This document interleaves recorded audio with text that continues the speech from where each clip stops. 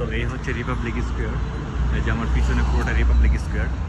চলে আসছি, চলেন আপনাদেরও দেখাই রিপাবলিক স্কোয়ার। দেখেন এখানে কিন্তু টোটালি আপনার ফুললি ইউরোপ একটা ভাইবস।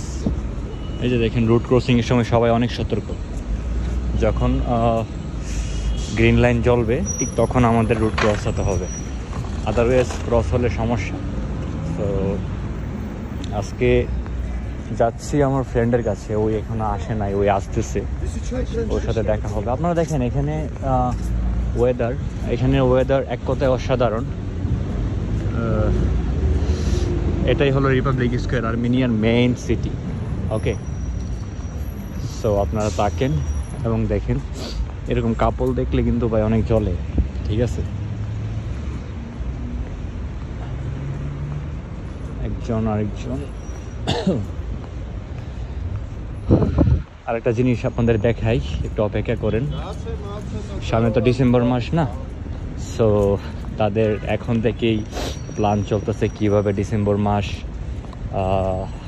কি এনজয় করবে, কারণ এক মাস ফুললি এখানে এনজয় চলে, এক মাস ফুললি এনজয়।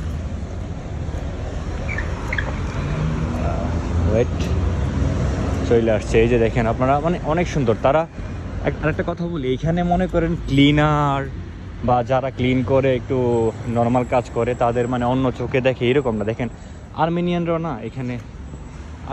এখানে মনে করেন কি বলে আপনার কাজ করে, ক্লিন করে, তাদের কোনো রকম শরম বা আমাদের যে বাঙালির একটা শরম আছে ক্লিনের কাজ করে, ছোটো কাজ ওই রকম না। ওরা কাজের কখনো ছোটো করে দেখে না, সেটা বুঝতে পারছেন।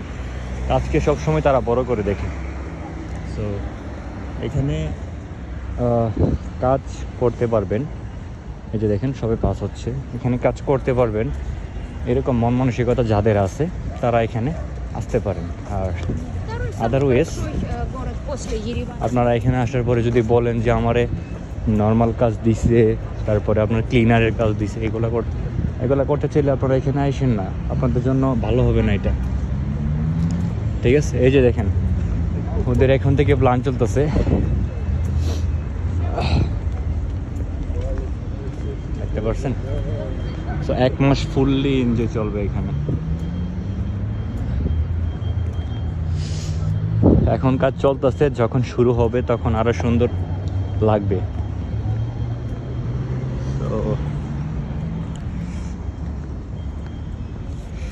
আজকে আমার ছুটি ছিল, তো তাই আসলাম একটু ঘোরার জন্য রিপাবলিকে।